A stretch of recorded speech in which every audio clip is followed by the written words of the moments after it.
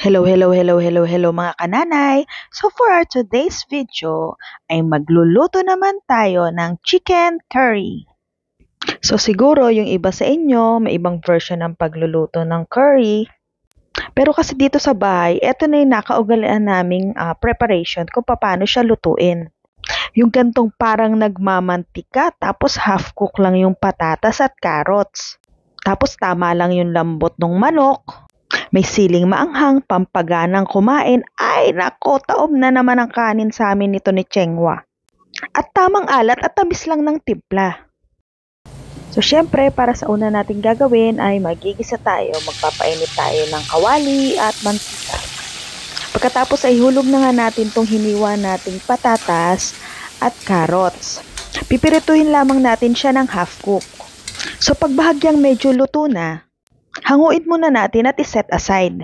Tapos sa bandang huli, doon natin siya ihuhulog ulit. Katulad ko ba, gusto mo rin pa ng mga half cook lang yung luto ng mga gulay para malutong? So pagka-set aside na nga natin ng carrots at patatas, ay magbawas naman tayo ng mantika. Para hindi rin masyadong ma-oily yung kakainin natin. Kasi mamaya sa bandang huli, habang pinapakuluan natin to, ay may lalabas na sa kanya sariling mantika. Sa parehong kawali nga, ay doon na rin tayo magigisa. Uunahin natin ang luya, papupulahin lang natin to at halu-haluin hanggang sa pumula. Pagkatapos naman, isusunod natin tong sibuyas. Ganun lang din, hintayin natin maging translucent, hahalu-haluin at isunod na natin tong bawang. Sa punto nga na to ay amoy na amoy mo na ang bango ng ginigisa mo. At habang hinahalo mo ay ang bango-bango-bango ng ginigisa mo. Pagkatapos nga natin mag-isa ay ilagay na natin tong manok. Bali nasa 2 kilo nga pala tong manok natin at bilang pampalasa, hindi ako naglalagay ng asin. Ang nilagay ko lang ay itong patis. Budburan natin ng magic sarap para lalong sumarap at itong curry powder. Itong curry powder na to ay siguro mga nasa 5 pesos lang isang supot na ganyan. At naalala ko nga pala, meron kami sa ref na Japanese curry. Ito naman paglalagay ng Japanese curry ay optional lang. Kung meron kang available. Relate ka rin ba na minsan na-expirean tayo ng mga gamit kasi nakakalimutan na natin?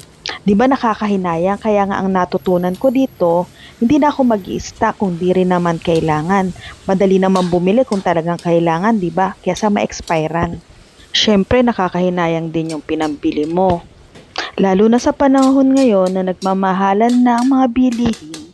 Kailangan nating magtipid at maging wise sa ibang bagay.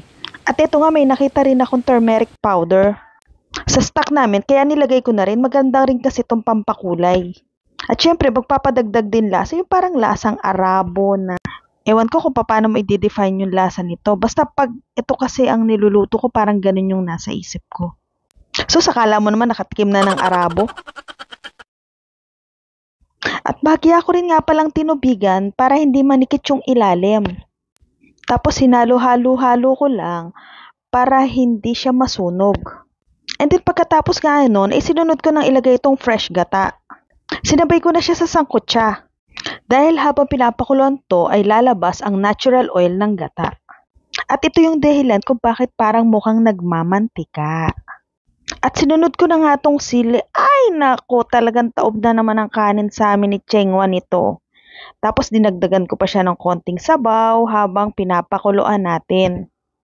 Takpan muna natin siya para madaling maluto. Binudburan ko rin siya ng asukal para mabalanse naman yung alat. Siguro mga 2 kutsarang asukal to.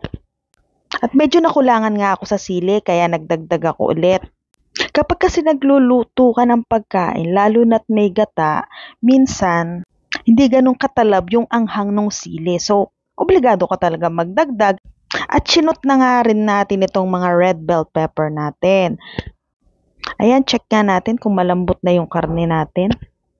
At syempre, tikman natin kung okay na. Sa punto nga na to ay kumuha lamang tayo ng isang laman para matesting natin kung malambot na. At eto nga ang hatol ko. Konting kulo pa. Ito siya ganun kalambot. At sa punto nga na to, habang pinapalambutan ko pa rin siya, ay nagdagdag din ako ng iba pang pampalasa. Sa pagluluto kasi, hindi katulad sa pagbe-bake, kailangan talaga sa pagbe-bake accurate yung measurement mo eh. Unlike dito sa pagluluto, tansya-tansya ka lang, kung alam mong matabang, matamis, dagdag bawas ka lang.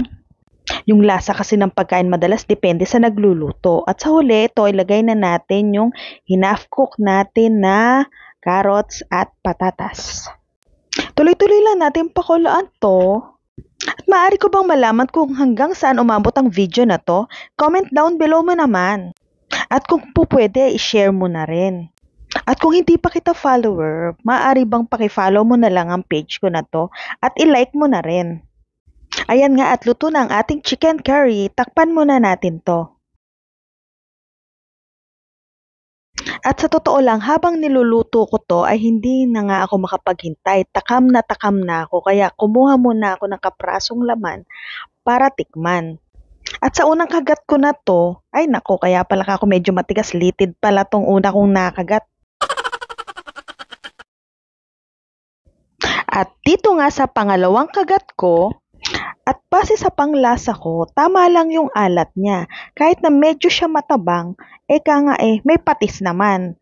Pwede mong doon na lang siya habulan. Yung patis mo, lagyan mo ng sili. Ay nako, patay na talaga ang diet mo. Tama lang yung anghang nito, pampartner mo sa Coke mismo. O paano ba yan mga kananay? Hanggang dito na lang. Maraming salamat sa inyong panonood. Hanggang sa susunod na food trip. Paalam!